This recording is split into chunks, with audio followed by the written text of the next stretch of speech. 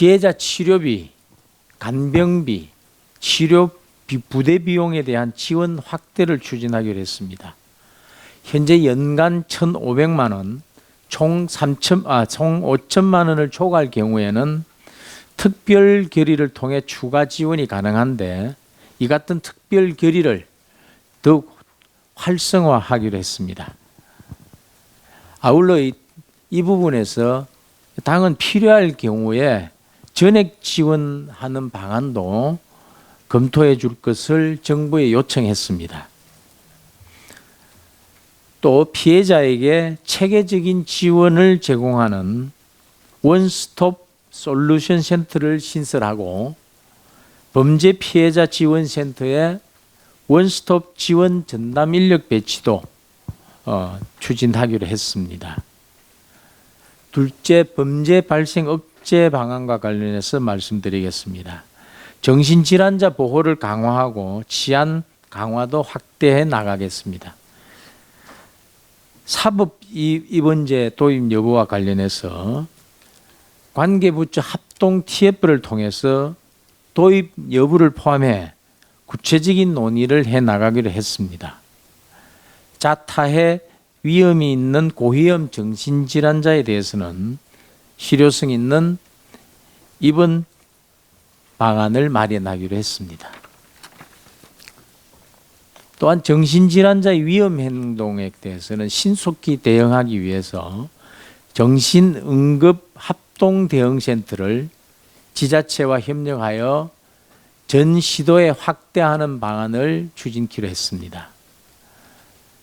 현재 경찰 거점 배치를 시행하고 있는데 국민이 안심할 때까지 지속하고 현장 대응 경찰관의 면책 범위를 확대하고 법률 지원도 확대하는 방안을 추진키로 했습니다.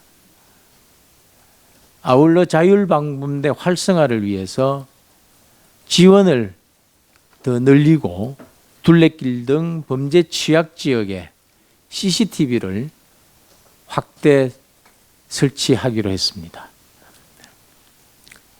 세 번째, 범죄자 처벌 강화 방안과 관련해 말씀드리겠습니다. 그동안 국민적 요구는 많았지만 여러 의견 수렴 과정이 필요했던 가석방 없는 무기형 도입은 정부 입법으로 추진하기로 했습니다.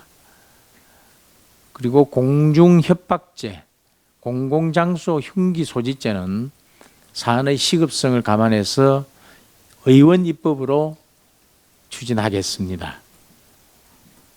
아울러 흉악범에 대한 교정교화를 강화하기 위해서 흉악범 전담교도소 운영을 추진하기로 했습니다. 이번 대책은 피해자의 입장에서 대책을 마련하기 위해서 당정이 힘을 모으려고 노력했습니다. 당정은 오늘 나온 대책들을 바탕으로 앞으로도 지속적인 논의를 이어가도록 하겠습니다. 네, 이상 브리핑이었고요. 추가로 오늘 회의에서는 검찰 법무부에서 구형량을 최소 6개월, 최대 2년 상향하겠다는 방안을 발표한 보고를 했는데 최대치를 좀 더 상향할 필요가 있지 않나 검토해 달라는 의견이 제시됐고요. 그 다음에 경찰의 현장에서 정당범위 범위를 좀 더 완화하기, 기준을 완화하기 위해서 소명 자료나 이런 기준 자료들을 통해서 보다 좀 절차를 간소화하는 게 필요하다라는 의견이 제시됐다는 점을 간단히 덧붙여 말씀드리도록 하겠습니다.